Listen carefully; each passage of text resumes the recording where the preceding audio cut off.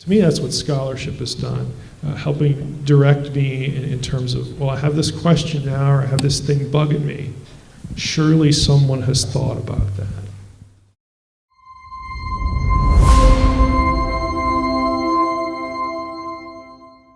All of your academic pursuits, has it helped or hurt, enhanced or contracted your own personal faith journeys? Anybody want to start?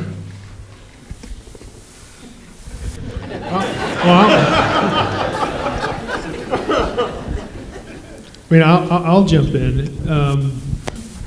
I don't feel that it has impinged upon my faith in any way, because I don't conflate the faith with any particular tradition that I happen to be in at any given time. In other words, that's sort of maybe a fairly obtuse way of saying we're still looking at the biblical text, and the biblical text is what delivers truth to us. It's not our tradition. It's not what I was taught to think about a certain passage.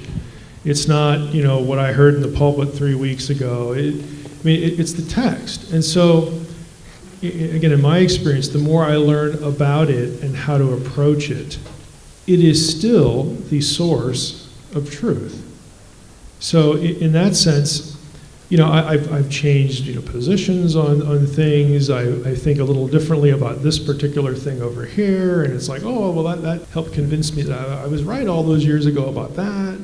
It has helped me kind of know where to land better, know where to back off better, just to sort of live with ambiguity in the text. That doesn't bother me anymore. So I tend to be very text-driven, and like I say on the podcast all the time, what I care about is, I'm not anti, fill in the blank or whatever tradition. And people who've read, there are a lot of people who've read Unseen Realm now. I have emails from all, I don't want to say every Christian tradition, but it's kind of getting that way. Like just liking the book and thanking me for the book, because the book is not driven in any way by anybody's denominational confessions.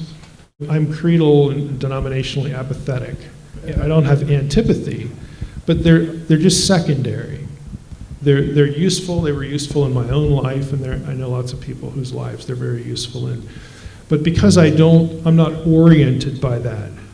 I've not felt like I was at a crisis point at any given point. It was all about trying to understand the text and what it says.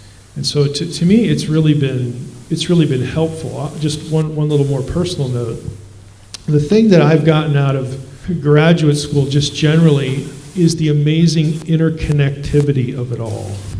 That to me, when you sort of whip out the trivia, we got 66 books here written over X number of years and different authors and whatnot, and that's significant. But when you sort of can step back and see the complexity of the detail and the consistency and the interconnectivity of it all, to me that's really remarkable.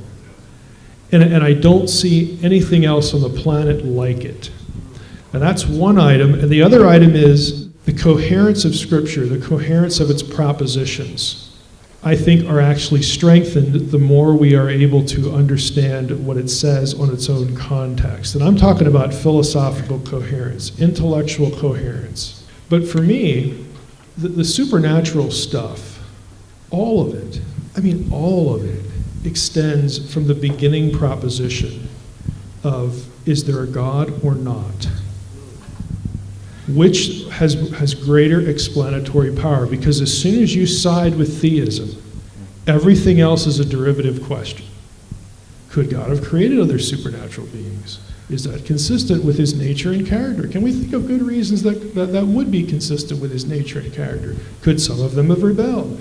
Is there anything that says that they can't interact in a physical level with our world? God can. Could he have made them like him? And all these things, all these sub-propositions extend from the one. And the one is secure. People have been beating that thing to death for millennia, and it's still here. Okay?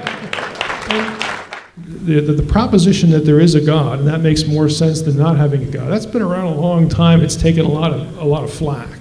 I have no reason to suspect that anybody's going to come up with anything that's going to change that. And so for me, it's just about again, if we believe that God can act in the world and he gave us the scripture, and we test that by, is the body of truth submitted in the Bible more coherent than this other stuff that's floating around here?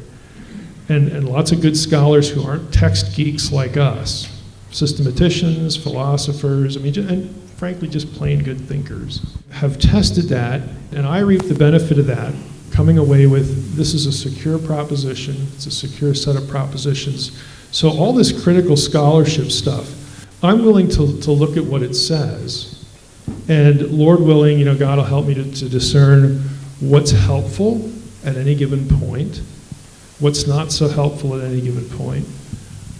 Is somebody grinding an axe, like with Bill's thing with the some of the anti-Semitic stuff? The New Testament side's even worse, by the way. The whole influence of that sort of thing. There are good people who, for a very long time, have had their heads in this material and asked good questions and produced good content. You just have to know where to find it. And so that's, to me, that's what scholarship has done. Helping direct me in terms of, well, I have this question now, or I have this thing bugging me. Surely someone has thought about that. And they have. It just takes a little work, it takes some time.